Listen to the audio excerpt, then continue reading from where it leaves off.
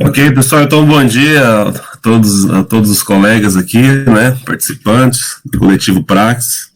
Hoje nós estamos aqui no último encontro, talvez, né, para refletirmos um pouco sobre a obra de Ricardo Antunes nos sentidos do trabalho, né. Então nós iremos pensar um pouco, discutir, não é, os capítulos 7, do capítulo 7 ao capítulo 11. Aliás, capítulo 10, né, pessoal? Não, capítulo 11 mesmo. Então, nós iremos até o capítulo 11 hoje, né? Dessa minha primeira participação, algumas coisas que eu ouvi nessa semana me chamaram muita atenção, assim. Algumas coisas que não têm relação direta com a obra, né? Mas não tem relação direta porque não é a obra em si, mas a obra nos ajuda a entender de forma excepcional. Essa semana, ouvindo uma reportagem sobre o crescimento da China, sobre o movimento que a China tem feito em direção à África, não é? A exploração ali, dos recursos naturais, investimentos de toda a ordem. O narrador ali, o jornalista, falou algo que me chamou muita atenção, né? Ele disse o seguinte: com essa série de crescimentos do PIB chinês, né, e sobretudo com o desenvolvimento da escolaridade das pessoas, dos trabalhadores ali, essa mão de obra que há alguns anos atrás era extremamente barata, tem se tornado mais cara, por conta da especialização dos trabalhadores, né? E aí esse é um movimento que Antunes já havia falado que ocorreu também na Europa.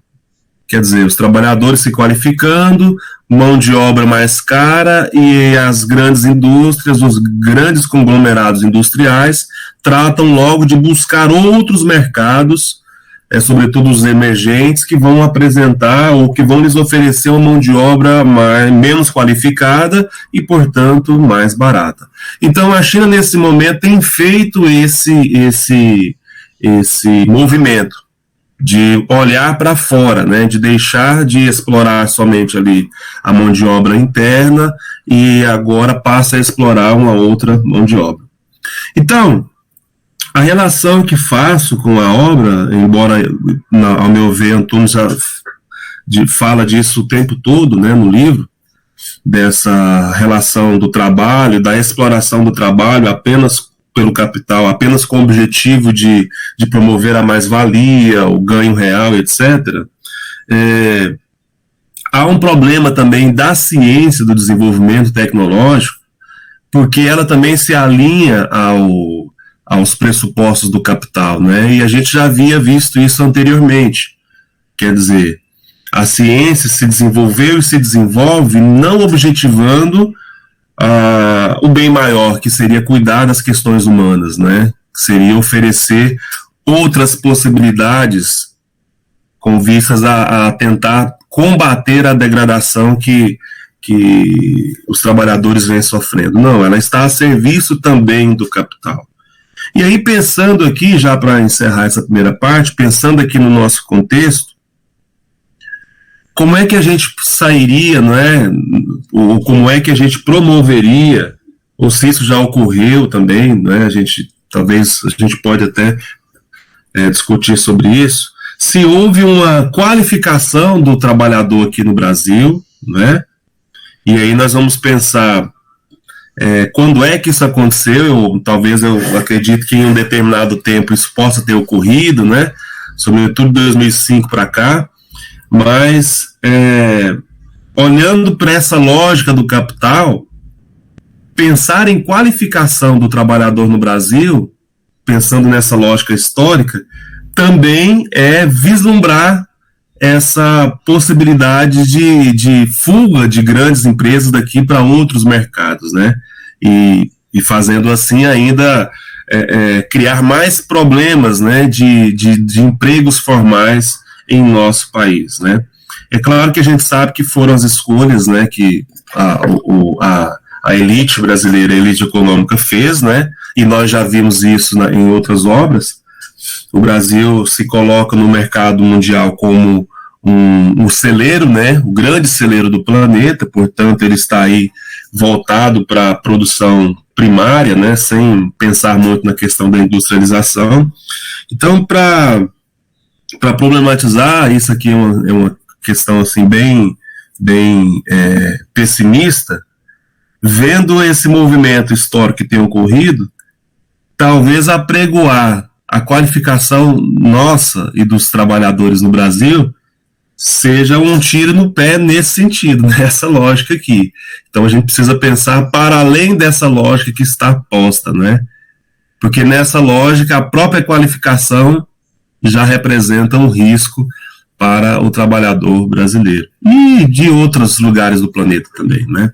Então é isso, pessoal.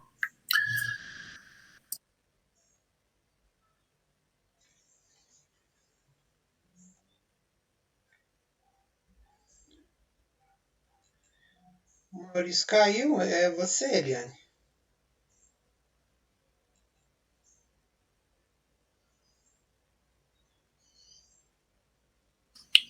Tá fechado, Eliane, seu microfone. Tá sua vez. O Renato estava falando aqui da questão dessa formação, né, que é uma armadilha, de certa forma, né, essa formação técnica. E aí, o Daniel deve ter lido também um livro que nós estávamos lendo sobre eu estava até procurando ele aqui agora, que eu fiz o fechamento dele. História da formação profissional. E aí, esses autores que discutem essa formação profissional, né, que foi com a criação das escolas técnicas, e eles falam dessa especialização mesmo, e aí é uma crítica mesmo dessa formação profissional tecnicista, e aí eu estava querendo procurar aqui para eu ver me lembrar mais dos detalhes, né, que eles falaram, mas eles criticaram bastante essa formação tecnicista, principalmente porque aí ele nessa época teve o SESI, que fez essa formação bem tecnicista, e em contrapartida eles tinham as escolas técnicas que estavam na contradição dentro das escolas técnicas de como que seria essa formação, porque um grupo dos professores mesmo queriam desenvolver uma formação integral, né, do ser humano, com formação sociológica, filosófica, além da profissional, e um grupo, principalmente as pessoas que estavam no MEC, estavam tensionando para não ter essa formação, ser formação bem técnica mesmo. E na escola técnica, até hoje, eles têm essa tensão lá dentro, né, dessa formação, porque quem que está baseado no lucro, no dinheiro, né, no capital mesmo, eles estavam querendo, que nem agora, não estão muito preocupados com isso, formar os técnicos logo para ir para o mercado de trabalho logo, né, e não muito preocupado com essa formação integral, sociológica, filosófica das pessoas, dos estudantes, né. E aí eu estava querendo achar o livro aqui para eu lembrar mais, para eu poder falar mais sobre essa parte.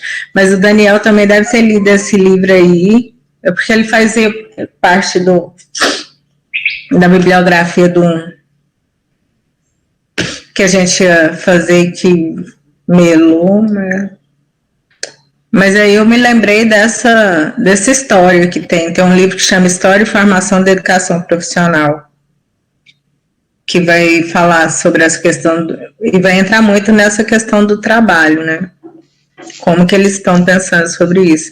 E o que a gente percebe na nossa sociedade é que nós estamos em constante contradição e tensão entre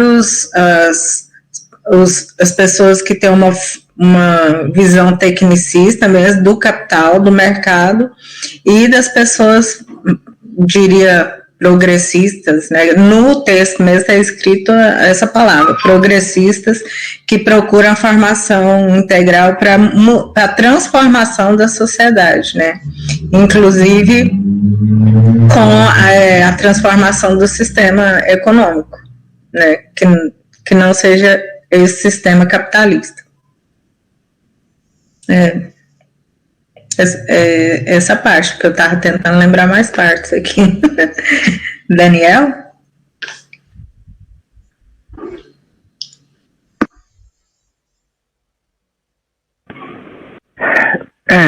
Eu lembro realmente dessa parte que ele me falou, desse livro. Também não estou com ele aqui agora, já faz algum tempo. E é isso aí mesmo, que existe realmente essa contradição, né, sobre o preparo técnico e tecnológico do alunado e as questões, né, do mercado.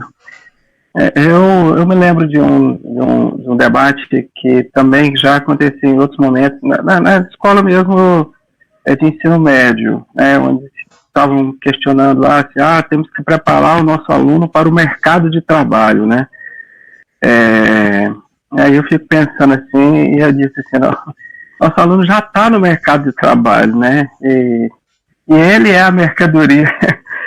Quer dizer, não tem como a gente preparar ele para o mercado de trabalho. Se ele já está lá e já nasceu dentro do mercado, ele é a mercadoria. Aliás, deixa eu marcar aqui, né,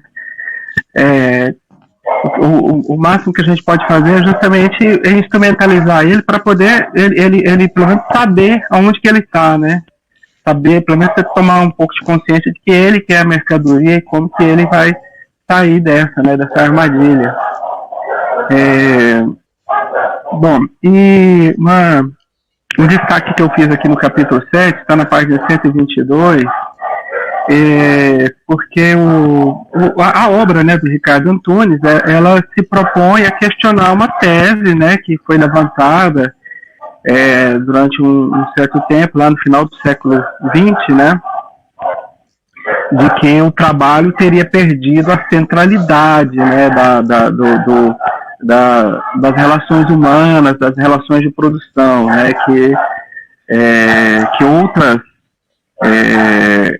outros fatores, né, outras categorias teriam tomado o lugar do trabalho e que a classe trabalhadora teria sido substituída, ou não seria mais central, né, nas relações. E uma das teses é que a ciência seria, né, essa nova, um dos pontos centrais, né, dessa nova conformação do capital, e, portanto, as premissas marxianas e marxistas estariam obsoletas, né, ali no final do século XX, principalmente a partir de 1970, mas na página 122, e aí se referindo a um outro autor, né, o Mésaros, mas antes ele cita o seguinte, eu vou ler aqui, profundamente vinculadas aos condicionantes sociais do sistema de capital, a ciência e a tecnologia não têm lógica autônoma e nem um curso independente, mas tem vínculos sólidos com seu movimento reprodutivo, está falando da questão do capital, né? Então, ou seja, o Antunes questionando através do Mésaros, e aí logo depois tem uma citação do Mésaros. Eu estou falando Mésaros, nós estamos discutindo, inclusive aqui há pouco antes de começar a reunião, nós estávamos discutindo as pronúncias, né, mas eu estou citando aqui Mésaros com vocês, Van Mésaros. Bom, então, a ciência seria, então, e a tecnologia teriam esse novo papel central na nova conformação do capital e do capitalismo aí no final do século XX. Então, o Ricardo Antunes, ele vem questionar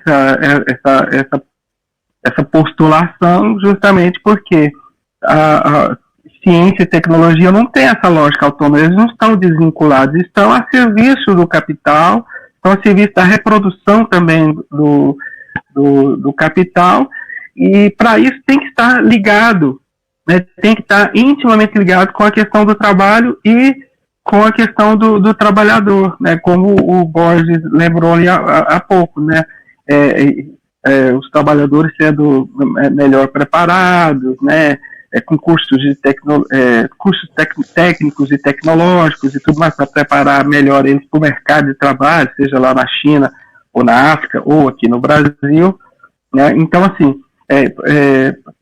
para que preparar melhor esse trabalhador, né? Para que dar cursos para esse trabalhador, para ele saber melhor sobre tecnologia, sobre informática? É justamente para ele estar mais adequado a essa reprodução a serviço da reprodução do capital. Né? Então, dizer que o trabalhador e o trabalho perderam a centralidade, né, nesse processo todo, não faz sentido para o Antunes aqui, se a gente lembrar, né, que ciência e tecnologia não tem lógica autônoma, né, não estão desvinculados do trabalho, né, e da classe trabalhadora. Né. O problema só para encerrar então essa minha parte, o problema que a gente questiona, né, lá no que eu acho que é o capítulo 7 do livro aqui debate, e nós debatemos um pouco na última reunião, essas contradições em que a ciência acaba caindo, né? O capital, ele precisa desenvolver a ciência, ele precisa usar a ciência como instrumento de desenvolvimento, de reprodução do capital, e para isso ele precisa também melhorar a qualificação desse trabalhador, mas ao mesmo tempo, na medida que esse trabalhador é qualificado, quando ele tem acesso a essa ciência, a esse conhecimento, ele também a ciência vai ser, na mão da classe trabalhadora, também uma possibilidade de se libertar, né? Pelo menos um vislumbre que esse trabalhador vai ter, né? Com a ciência, com a tecnologia, com o conhecimento. Então, o desenvolvimento tecnológico, o desenvolvimento científico, ele também se insere nessa questão da contradição, né? Em que a reprodução do capital tem, né, na medida que ele precisa desenvolver, mas ao mesmo tempo que desenvolve, ele também, e a gente lembra da questão dialética, né, ele também cria condições contrárias a si próprios, né. Terminou meu prazo aqui.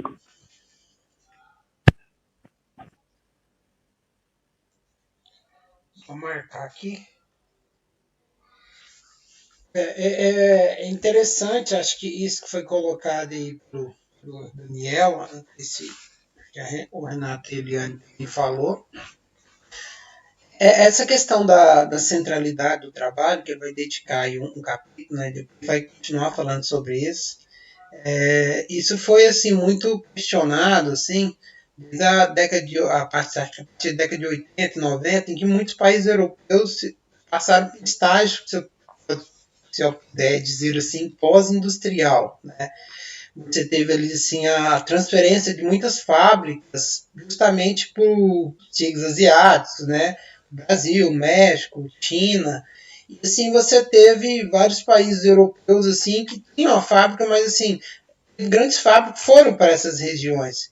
Então isso levaram a certos autores começar a questionar mesmo esse papel do trabalho, né? Vendo que boa parte, alguns lugares do país europeu central, o que surgiu, apareceu muito, foram várias empresas assim, a parte ali de administração, de concepção, de propaganda, de publicidade das empresas. Então, seus parques industriais foram deslocados para países asiáticos. É só você pegar a Adidas, por exemplo, que é alemã. Eu não sei, né? Mas eu acho que os tênis Adidas que é vendido na Alemanha não são produzidos na Alemanha. Produzidos na China, Taiwan, Vietnã. É engraçado que a gente viaja e compra um trem, trouxe esse trem lá da Europa pra você, quando você olha, tá made in China. Então, assim, não sabe, então isso mostra o deslocamento que houve desses parques industriais. Gerou essa questão do conhecimento, aí criou essa ideia da sociedade do conhecimento. Um autor, não sei se ele chama McLuhan, que ele falava que o elemento central de mediação das relações sociais não seria mais o trabalho, seria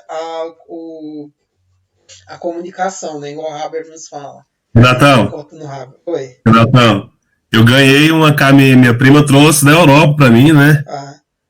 2 camisas. Pô, ganhei, primeira vez na vida, deixei guardado um tempo, né? Zara. E aí aqui, ó, made in Bangladesh. Exatamente. Bangladesh, é Taiwan, é Vietnã, é China, né? Então, e esse é um fenômeno que já tem umas 2, 3 décadas. Aí, incomodados com essa, vamos dizer assim, entre aspas, desindustrialização da Europa, né? Que foi uma parte, né? Não foi tudo. Elegeram a comunicação, né, como elemento de mediação das relações sociais, né, das pessoas, né. E aí a gente tinha autor McLuhan que falava isso, né, que a comunicação, né, e tem até pessoas que falaram que a campanha do Trump e da do Bolsonaro foi baseada nessa questão, a questão da comunicação, utilizando a comunicação, né, como meio, né, de atingir o poder político de uma forma diferenciada, realmente, né? O que eles fizeram, né? Assim, diferenciado no sentido mais tosco que a gente possa pensar, né? Mas eu acho que isso aí, fazendo uma distinção entre aparência e essência, é a aparência. Aí muita gente vê mesmo, internet, computador, redes sociais, fala, comunicação é comunicação.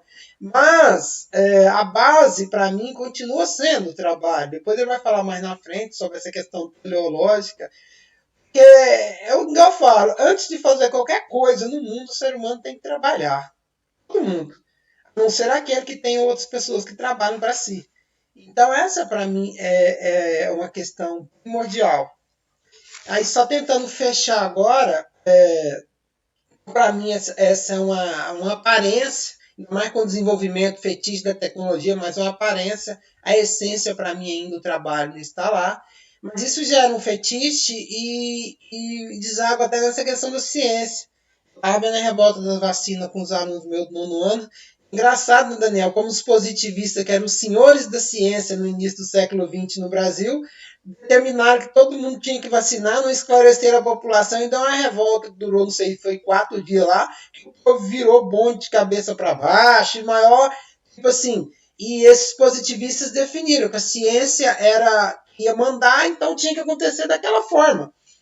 E hoje a gente vê uma situação totalmente diferente, as pessoas se recusando, algumas a vacinar também. Mas o que fica de lição para isso tudo, e que a gente percebe, né, não fica de lição, mas um elemento, porque isso é um debate muito amplo, mas só para tentar simplificar, é que a gente está num momento tão trágico politicamente que a gente está assumindo esse discurso da superioridade da ciência. Que o cientista falou, que o pessoal falou, você não tem comprovação científica, eu vou seguir a ciência, isso é perigoso. A ciência ela não é neutra.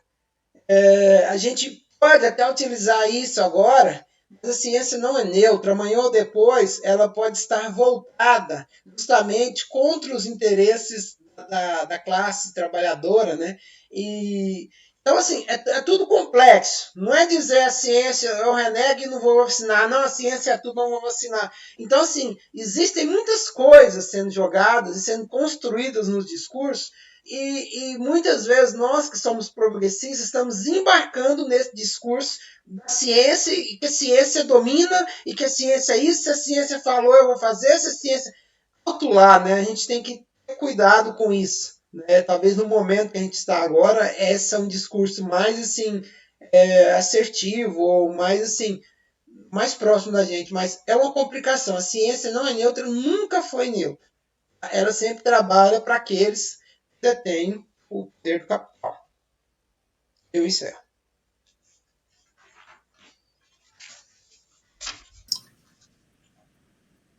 legal. Boa lembrança aí, Renato.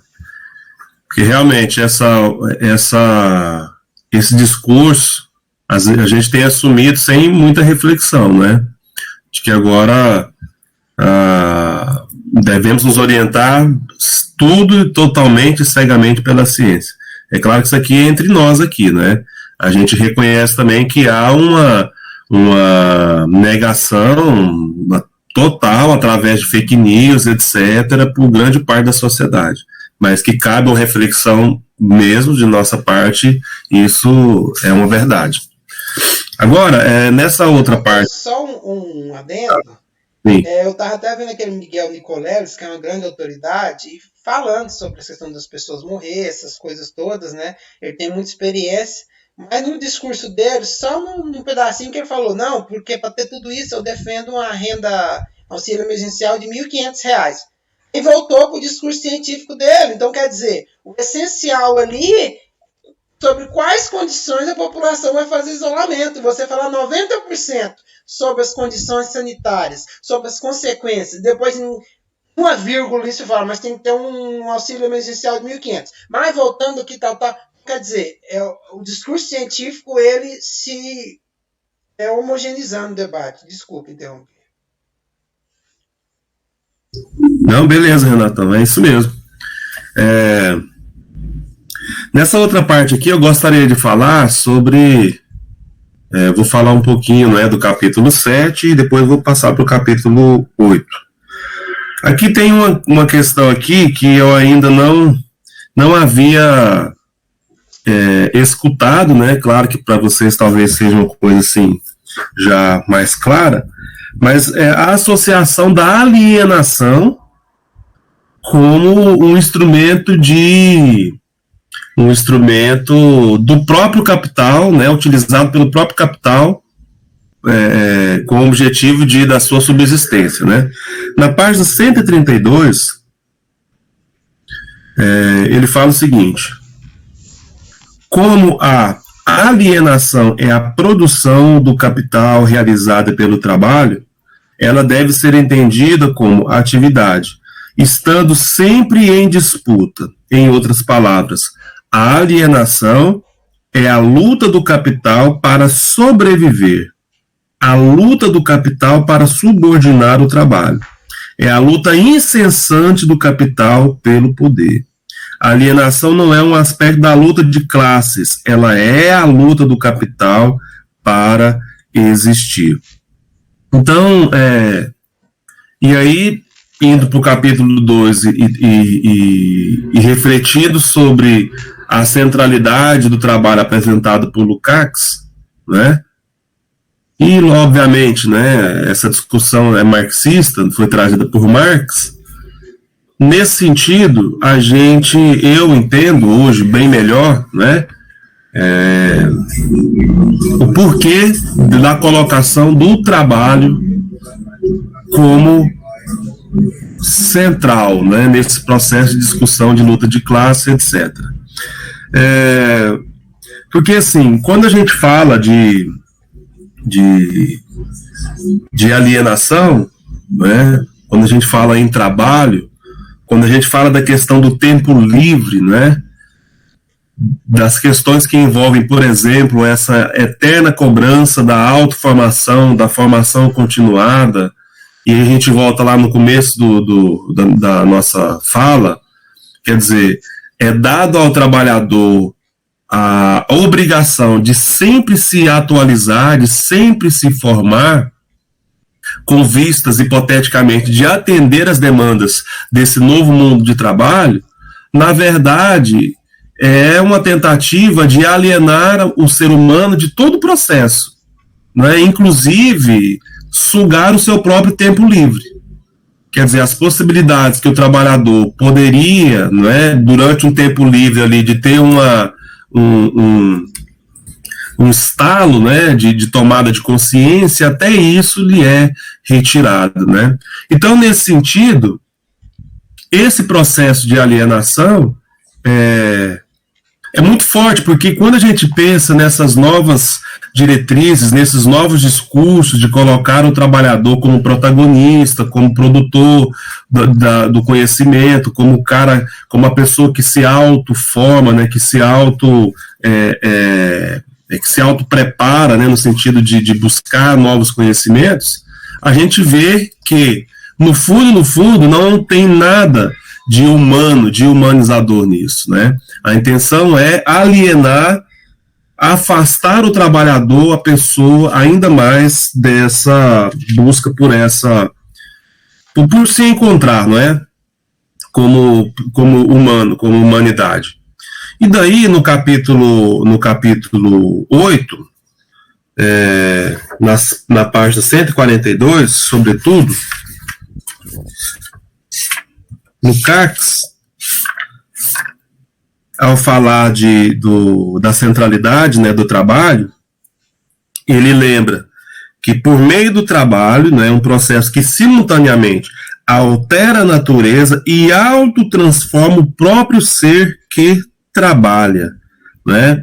Quer dizer, o trabalho nessa perspectiva, colocando como centralidade, não é mais aquele trabalho que nós vimos aqui no próprio livro e outros autores marxistas. O próprio Marx fala a busca pela subsistência, né? A busca pela garantia das questões primárias para a subsistência. Mas aqui nesse outro momento, isso imaginando que essas subsistências primárias já foram garantidas, nesse outro momento, o trabalho, ele autotransforma o ser humano. E se ele autotransforma o ser humano, ele o afasta das possibilidades de manipulação, né? Daí entender, e aí é o que me chamou a atenção, né, de pensar que a alienação é uma das grandes armas e grandes forças utilizadas pelo capital para manter o status quo, a gente compreende muito bem, né? E aqui a gente sabe também que as questões que alguns teóricos liberais, né, colocam que não é bem assim, que o trabalho não é central, não tem tanto esse valor, mas a gente entende que, na verdade, eles reconhecem isso, né? O grande capital, não pensando aqui como uma questão subjetiva, mas objetivamente falando, os grandes capitalistas compreendem isso. Quer dizer, que um trabalhador autônomo, que um trabalhador que, de fato, tem as possibilidades, né, de transformar a natureza, aquilo que está à sua volta, mas também, em contrapartida, se transformar, ele jamais aceitará de forma passiva as imposições desumanas que lhe são postas, né? Então aqui a gente entende essa colocação, né, como central por Lukács aqui, a discussão que ele vai falar com Habermas, né? Então, a questão central de transformação no interior do homem consciente é atingir um controle consciente sobre si mesmo, né? Quer dizer, isso aqui eu achei fantástico e vale a pena ler, não é? O homem que trabalha deve planejar cada momento com antecedência e permanentemente conferir a realização de seus planos, crítica e conscientemente. Se pretende obter no seu trabalho um resultado concreto, o melhor possível. Esse domínio do corpo humano pela consciência, que afeta uma parte da esfera da sua consciência, isto é, dos hábitos, instintos e emoções, é um requisito básico, até no trabalho mais primitivo, e deve dar uma marca decisiva da representação que o homem forma de si mesmo, né? Fantástico isso daqui. Né? Pensando até no nosso trabalho como professores, né? O trabalho pedagógico, quer dizer, um trabalho que tem começo, mas não tem final, porque ele vai se ajustando no processo, né? É um processo de constante avaliação, retomada, recomeço, né? Então, fantástico essas considerações feitas aqui por Antunes, né? Eu não compreendi, assim, eu não compreendi muito bem, vocês podem me ajudar, essa fala do Habermas, né, em oposição ao Lukács, né. Mas enfim, eu vou terminar por aqui, e aí se vocês falarem depois sobre o Habermas, eu vou agradecer. Então é isso, galera. Que me chamou a atenção nessa primeira parte, capítulo 7, 8 é a ênfase, não é, dada à questão da alienação como uma ferramenta do capital para manter o status quo, e como que o trabalho, na perspectiva marxista, é a única possibilidade que a gente tem de romper esse ciclo de alienação. Né? Encerro.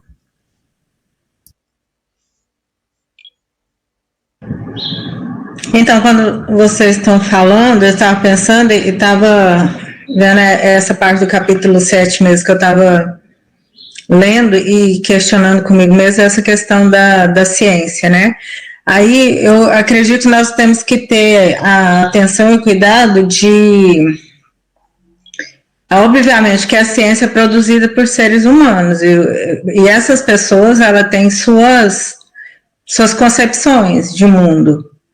Então, obviamente, a gente precisa ter atenção, não é com a ciência em si, né, assim, no meu ponto de vista, mas com os seres humanos que estão produzindo aquela ciência, com as concepções que eles têm de mundo. Porque o pensamento científico, ele é extremamente necessário. Eu acredito que porque se a gente fala da ciência como um todo, e aí a gente não fizer esse parêntese, o pensamento científico, ele é necessário e fundamental para a gente, inclusive para a gente estar aqui discutindo tudo isso, a gente está pensando cientificamente, a gente tem que observar, a gente tem que levantar hipóteses, a gente tem que experimentar, ver a realidade, mesmo antes da formação do conceito de ciência, os homens primitivos lá já, eles utilizavam o pensamento científico para produzir, para plantar, para colher. Eles observavam o tempo, eles faziam, levantava a forma melhor de fazer, o tempo melhor, o jeito melhor de fazer, de plantar, de colher, e errava, e acertava. Então, o pensamento científico é extremamente necessário, né? Então, o que eu considero que a gente precisa tomar cuidado na hora de falar dessa questão da ciência é isso, fazer esse parênteses entre o que é pensar cientificamente e as pessoas, quais as concepções dessas pessoas que estão produzindo a ciência. E aí que eu estava vendo a questão quando fala de trabalho vivo, trabalho morto, são os conceitos assim que eu fico me aprofundando para tentar entender melhor também, porque eu não, e aí esses conceitos de trabalho vivo, trabalho morto, trabalho material, trabalho imaterial, para mim, que eles não ficam muito claros na minha cabeça, mas o que é que me leva a pensar é que eles trabalham com as palavras de forma... As palavras que são colocadas são sempre de forma a valorizar o capital e desvalorizar as pessoas, valorizar quem está dando lucro, quem tem preço. Parece que quem tem valor é o que tem preço, né? Na lógica do capital, parece, é isso mesmo, né? Quem tem preço é o que tem valor. E aí eles colocam esses nomes, trabalho vivo, trabalho material, e eu gostaria que vocês, quem domina esses conceitos, pudesse me falar um pouquinho, só um pouquinho, só para eu entender melhor isso aí, porque as palavras me confundem, porque trabalho vivo parece que está no sentido de que cria a mais-valia lá, né, o lucro. E o trabalho morto é o trabalho que já foi feito e não está mais criando valor, dinheiro. E o trabalho material e imaterial. Pode usar meu tempo, porque eu quero entender mesmo. Não, só sobre o trabalho vivo, o trabalho morto. O trabalho vivo, até onde eu entendo, é a força de trabalho em si mesmo. Né, trabalhadores. O trabalho morto é todo aquele trabalho que está constituído em alguma coisa, uma máquina, alguma coisa nesse sentido. É só essa distinção. Aí os outros, depois eu ou outra pessoa pode falar. Vivo é que tem um homem e morto é que tem a máquina? Não entendi. Vivo é a força de trabalho. E o trabalho morto é todo aquele trabalho de ser humano que já, tipo assim, uma máquina, né, uma ferramenta. Ele é trabalho morto. Que já foi construído. Podemos dizer assim. Não é a máquina em si, é o trabalho que já foi feito. Exatamente. Mas no meio, assim, quando você faz a análise da produção capitalista, sempre quando você fala trabalho morto, pelo que eu entendo, está errado, é a máquina, tá? Quando você está analisando o mercado de trabalho, a produção capitalista, quando você fala trabalho morto, você quer dizer os meios de produção, a máquina, a fábrica, e o trabalho vivo é o trabalho humano mesmo, a força de trabalho, o trabalhador. Porque eu tinha entendido que o trabalho vivo era o que gerava dinheiro. E o outro... Obrigada. Já passo minha vez. Podem continuar que eu vou aprendendo.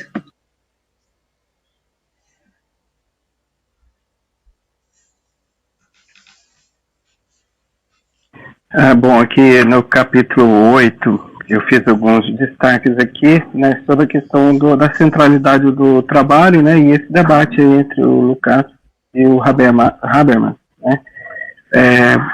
Eu destaquei aqui na página 146, primeiramente, né, o Lukács dizendo que entre o trabalho, que é categoria fundante, e as formas superiores de interação, a praxis interativa, existem nexos indissolúveis, por maior que sejam as distâncias, os prolongamentos e as complexificações existentes entre essas esferas do ser social, né?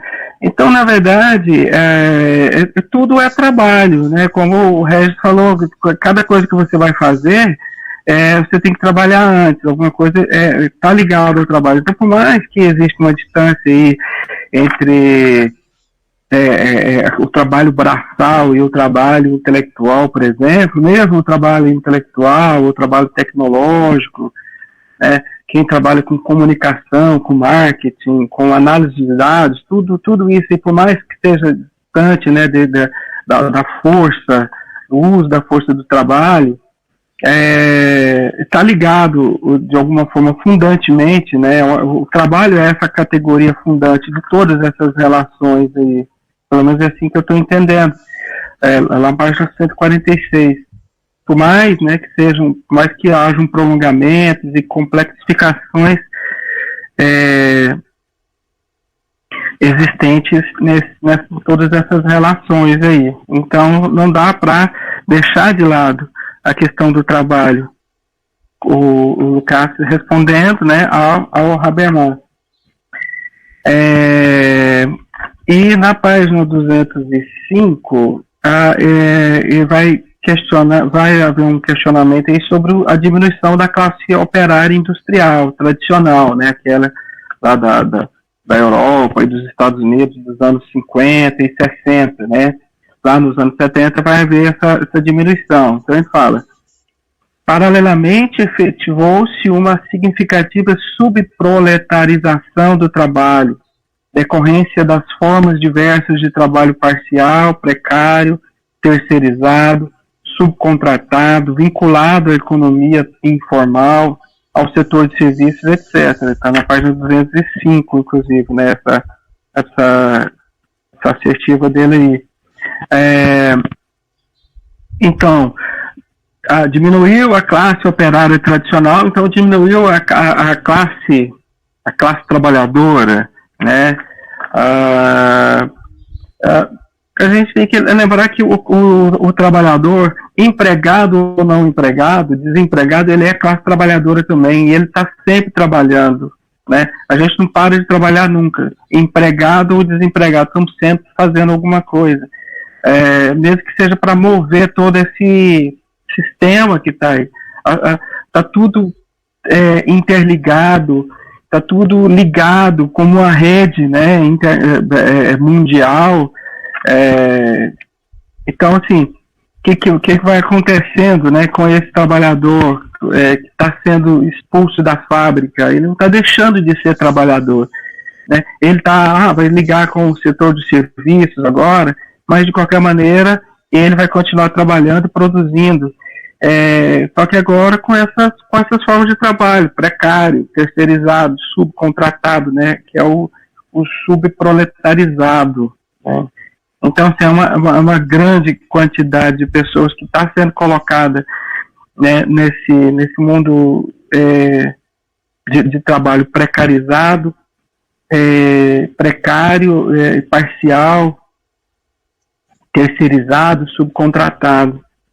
Então, essa grande massa de trabalhadores, seja lá na Europa, ou seja, por exemplo, no Brasil, né, que atingiu um certo nível de industrialização em determinado momento, apesar de ser parcial, essa classe trabalhadora também continuou ligada ao trabalho, e o trabalho continua sendo central na vida dessas pessoas, né? Porque hoje nós podemos fazer essa análise. Talvez o Antunes, se escrevesse hoje, né, ou se ele revisitasse essa obra hoje, né, certamente que faria uma referência a isso que a gente está chamando aí de uberização, né, que é o pessoal que está a serviço do Uber e do iFood, né, que tem a ver com essa coisa da precarização do trabalho, dessa terceirização que está acontecendo, que aconteceu, né. Então, assim, apesar de haver, né, diminuição dessa classe operária tradicional lá da indústria, a classe trabalhadora, de maneira geral, ainda continua existindo. Está trabalhando, está produzindo, está a serviço da reprodução do capital também, né? Portanto, os nexos continuam os mesmos, com outras conformações, com outras aparências, mas essencialmente a coisa continua do mesmo. E aí, no que diz respeito aos direitos do trabalho, né, ou do trabalhador, estes são desregulamentados, são flexibilizados de modo a dotar o capital de instrumental necessário para adequar-se à sua nova fase. Então, na verdade, no final das contas, quem operou toda essa transformação, toda essa mudança, foi o próprio capital. Foi a necessidade que ele teve a partir dos anos 70, né, de fazer uma outra conformação na sua reprodução, nos seus modos de reprodução, né, que trouxe essas novas categorias, né, de trabalhadores e esse novo tipo de trabalho que surgiu aí, né, mas que o trabalho e a classe trabalhadora continuam centrais, né, em todas as relações. Isso aí é inegável. É isso.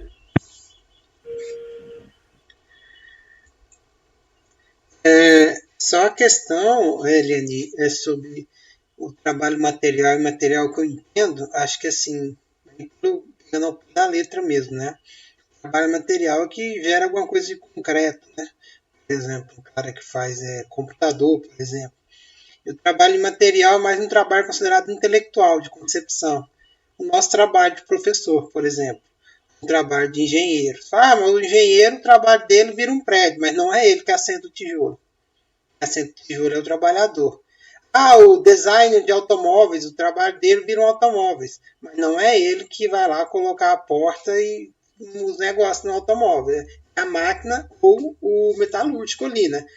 Então é mais ou menos isso. E o que ele coloca é que o capital ele vai cada vez mais querer dominar também esse trabalho intelectual. Como é um trabalho intelectual, imaterial, ele foge, às vezes, do controle do capital. Porque não é um trabalho material, como o próprio nome diz, intelectual. Então, assim, você controlar a forma da criatividade, do pensamento, da sensibilidade, da fruição de uma pessoa é mais difícil do que você controlar um trabalhador braçal que está fazendo um produto numa linha de produção. Mas, com o passar do tempo, o capitalismo vai avançando nessa questão. E nós, como professores, vendo isso, né? Como controlar o nosso trabalho? Eles põem uma BNCC, eles põem avaliação, eles põem o IDEB. Então, tudo isso são ferramentas de controle para tentar controlar e capturar um trabalho intelectual e material que é o nosso. Eu posso fazer um adendo aí, porque mesmo essas expressões, elas são alienantes também, porque, e, do meu ponto de vista, burras. Porque mesmo o trabalho braçal, quem vai fazer mesmo do servente que vai fazer o cimento lá para fazer a casa, ele precisa pensar e ele precisa refletir, ele precisa ter noção de quantidade, quanto quantidade de cimento, quanto quantidade de areia, quanto de água para ele mexer. Nenhum trabalho é sem pensamento. Todo trabalho, mesmo que for braçal, ele é intelectual. O pedreiro, para fazer uma casa, ele precisa estudar muito a questão da construção daquela casa, porque a casa pode cair se ele não tiver noção de prumo, de todas as coisas. Tem que pensar muito para fazer, né? Então, para mim, essa questão, o raciocínio capitalista, ele é muito discriminatório e muito preconceituoso, porque aí as falas, a forma como ele é falado e a forma como ele é transmitido que desenvolve essas concepções de mundo discriminatórias, assim, e faz essa divisão de trabalho. Aí me lembrei do livro lá, da história da formação profissional lá que eu li. Realmente tem essa ideia de separar o trabalho manual, né, o trabalho braçal, sei lá, do trabalho intelectual. E a gente acha isso elitista, e a gente acha isso lindo, como se a gente fosse alguma coisa que estivesse aqui pensando, e como se o pedreiro que está lá fazendo, ele não pensa. Só vai fazendo. Se ele não pensasse, fosse só fazendo, a casa ia cair. Podia cair mesmo. Assim como tem alguns engenheiros que projetam prédios que caem. Então, eu sempre vou voltar no Descolonizar o Imaginário por causa dessa questão do imaginário. Como que trabalha a mente da gente para a gente desenvolver certas concepções de mundo que são preconceituosas e que não colaboram para a mudança, né, para a transformação. Aí lá na página 123 tem uma parte que ele fala assim, sobre, que ainda está aí nessa questão da ciência lá e a obtenção da justa disjunção entre a ciência e as determinações capitalistas destrutivas é concebível somente se a sociedade como um todo tiver sucesso em sair fora da órbita do capital e prover um novo patamar, com princípios de orientação diferentes, no qual as práticas científicas possam florescer a serviço de finalidades humanas. Eu acho que o que nós precisamos mudar muito urgentemente é a nossa forma de pensar, é a nossa forma de ver o mundo e de imaginar o mundo, e de imaginar um mundo que seja produzido para o bem das pessoas, do ser humano. Se o ser humano, enquanto o capital, enquanto o dinheiro, enquanto o ter estiver no centro das questões, até o nosso discurso tem esse peso alienante, discriminatório, entendeu? As palavras, por isso que eu fico pensando, toda vez que eu leio, eu não capto muitos conceitos, eu fico lendo as palavras. Mesmo que está escrito lá que é outra coisa, mas essa palavra, ela tem um peso, as palavras têm peso. E é isso que a gente deveria aprender com as culturas indígenas e as culturas africanas. As palavras têm um peso muito forte. A gente pensa que solta palavras ao vento assim, um nome tem um peso, você imagina? O fato de eu me chamar Eliane, isso tem para as culturas que eu acredito, que as culturas que pesam mais na minha formação da minha personalidade, o meu nome tem um peso. Então, a gente não deveria colocar nome nas pessoas, qualquer nome. A gente deveria saber o significado desse nome, porque essa pessoa vai se constituir desse nome. entende? Então, as palavras que a gente fala têm muito peso. Então, quando a gente coloca essas palavras de trabalho material, esse peso dessas palavras, o trabalho intelectual, o trabalho braçal, esse peso dessas palavras, elas colaboram com esse mundo que nós estamos criando aqui, ou com a transformação dele. Então, por isso que sempre que eu estou lendo, eu não fico presa lá nos conceitos, eu fico pensando nessas palavras. Como que essas palavras são colocadas? E isso eu acho importante pensar sobre isso, porque tem a ver com a nossa cultura original. O peso das palavras na cultura africana e na cultura indígena é muito importante. E aí, eu estou mais presa no outro livro que fala sobre essa questão da linguagem, como a língua colabora na formação da pessoa. Então, quando você fala de trabalho intelectual e trabalho braçal, que peso tem essas palavras, né? Na formação do ser. Talvez eu tenha só falar de forma equivocada em relacionar o material e imaterial, o imaterial como intelectual e o material como braçal. Mas a questão, quando essa classificação é colocada, não é simplesmente falar que um trabalho é material, que não existe ali raciocínio nele. Não é essa a questão. E também dizer também que o trabalho é imaterial, que ele é só intelectual. Por exemplo, um trabalho material, como você falou, de uma casa ou de alguém que trabalha na limpeza, ele vai exigir também um raciocínio. Mas, quando a gente pega esse tipo de atividade, coloca dentro do modo de produção capitalista, dentro desse sistema, o que vai diferenciar eles nesse sentido, de dizer que é material ou imaterial, é a forma como ele é subsumido num sistema capitalista. Vou dar um exemplo. Numa escola, a diretora quer que se limpe a sala de uma determinada forma. Ela vai ter todos os meios possíveis de garantir que a sala seja limpada de uma forma e que o móvel seja colocado em determinado local. Ainda que não se trate só de limpar e de fazer, que a pessoa que trabalha na limpeza tem um modo de saber limpar, um modo de saber mexer os móveis pela experiência e sabedoria dela, no final das contas, vai ter que sair do jeito que a diretora quer. O móvel lá naquele lugar, limpado com a cera tal, de forma tal. O resultado é esse. Se essa mesma diretora fala para um professor, eu quero no final o aluno ser assim, ela não vai poder fazer isso sobre a gente. Por quê? Porque o trabalho... Mas não poderia fazer sobre ninguém. Não, mas não é Ela isso. deveria saber respeitar o saber da outra pessoa que tem o hábito de fazer aquele serviço.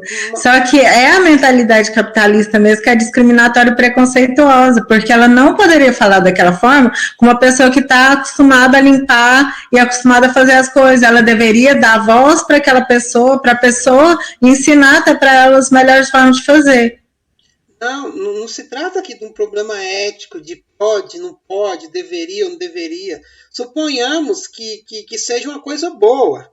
Ela não está oprimindo, vamos dizer, a pessoa que está ali limpando. Suponhamos que seja uma coisa boa que ela pediu para a pessoa fazer e a pessoa fez. Não é questão de ser mal ou ser bom. Eu estou dizendo que certos tipos de atividade, eles estão sujeitos a um controle maior do capital.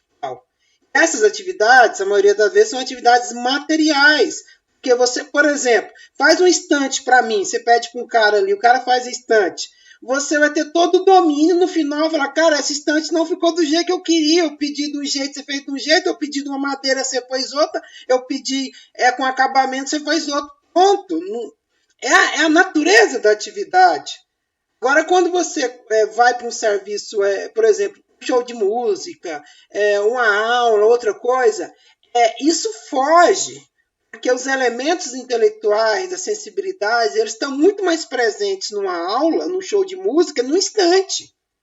Só isso. Então, o processo de trabalho, do trabalho material, ele está mais apto a ser controlado pelo capital, para o bem ou para o mal. Não estamos fazendo juízo de valor. Assim como a atividade intelectual, ela está mais, pela sua natureza, ela está mais propensa a fugir desse controle do capital. bem. Não, nem sempre, tá vendo? É por isso que eu discordo de tudo que você está falando, dessa forma simplista de que é assim mesmo. Não concordo. Até o intelectual, existe a Olavo de Carvalho? Não, mas aí você apelou para outra coisa que não tem nada a ver. Eu falei que está propenso. Eu não falei que vai ser e que vai ser. De repente você pega um trabalho material em que o cara consegue driblar as regras. E você pega um trabalho intelectual que o cara faz do jeito que o capital quer. Eu estou dizendo que está propenso, certo? Propenso. Se vai ser ou não vai ser, são outros 500. O que se coloca pelo Ricardo Antunes é que o trabalho intelectual que gozava de uma autonomia, justamente porque é difícil, às vezes, controlar o subjetivo, vai começar com toyotismo, quando aí justamente vai ter toda a razão. Quando os caras da Toyota vão ver que o trabalhador braçal, ele pensa também. O que eles falam? Como é que a gente vai capturar o subjetivo desse trabalhador? Aí eles vão fazer os círculos de qualidade, eles vão fazer várias experiências dentro da fábrica da Toyota para que o trabalhador opine sobre o seu trabalho, para que o trabalho cada vez fique melhor, que o trabalhador se sinta-se parte. Então, a grande jogada do toyotismo é entender o trabalhador como um indivíduo que, você tem toda a razão, ele tem sua subjetividade, o processo de produção, mesmo material, ele é contraditório, mas que se o capital conseguisse tomar conta, se apropriar desse subjetivo, seria melhor ainda. Aí, nesse sentido, também vai ser um subjetivo fetichizado, reificado. Por quê? Porque é um subjetivo, como diz o Tertuliano, no próprio livro, uma subjetividade inautêntica. Ela não é autônoma, ela não é auto-organizada, ela é estimulada de fora para dentro e é controlada pelo de fora. Então, são todas as contradições que são colocadas, em que leve um trabalho material ter seu grau de intelectualidade, poder ou não ser controlado, e que leve também um trabalho intelectual poder ou não ser controlado, dependendo das questões que você se coloca. O caso de Olavo de Carvalho, por exemplo, aí a gente está falando de certos intelectuais que não são autônomos, que eles estão pensando dentro de uma razão, dentro de um objetivo. Né? Não estou falando de uma coisa espontânea, de um debate claro de ideias. Né? Então, assim, é uma aberração. Isso aí são doutrinadores. Doutrinadores não é trabalho intelectual. Né? Então, assim, era mais ou menos isso que eu queria dizer. Só para encerrar, do Habermas, Renata, vendo um resumo aqui no site da UFRG, só para encerrar essa parte, a ética da razão, José Roberto Gondim, comunicativa, é uma teoria moral que procura fornecer um novo princípio moral que oriente nossas ações em contextos sociais estruturados. É uma teoria moral cognitista que dá continuidade ao princípio moral enunciado por Kant, seu imperativo categórico, ou seja, uma coisa universal que vai servir de ética e vai servir para normalizar as relações das pessoas em qualquer época, em qualquer lugar do mundo. Esse é um imperativo categórico. A ética da razão comunicativa foi proposta por Karl Otto Appel, seguindo um referencial kantiano e posteriormente continuada por Habermas. Essa teoria moral parte do pressuposto de que a linguagem é um meio de interação entre filosofia, sociologia e psicologia. De acordo com esse referencial, quando duas ou mais pessoas se comunicam, pode haver concordância e aceitação da verdade. Vai falar mais ou menos nessa questão, mas resumo. O que o Habermas diz é que, numa sociedade em que as pessoas são esclarecidas, o que deve governar é a razão comunicativa. É você reunir em espaços pré-determinados, onde os cidadãos vão poder falar, e no final das contas, o convencimento, um argumento ou outro vai ser superior ao outro, e a sociedade vai, vamos dizer assim, evoluindo. Obviamente que isso nunca vai nos servir, né? Porque para isso você parte de cidadãos que sabem pensar, escrever, falar e tem conhecimento. Então, numa sociedade em que você não tem o mínimo de educação e esclarecimento, né, é difícil você pensar nessa questão. É mais fácil que as massas caiam, né, na língua, né, de demagogos, né, que vão ali utilizar todos os seus truques, né, seus traqueios para tentar levar a sociedade para um determinado rumo. Mas o Habermas falou isso pensando na sociedade alemã, austríaca, etc. Né? Mas para a gente eu considero isso muito distante do nível que a gente está agora. Desculpa alongar aí.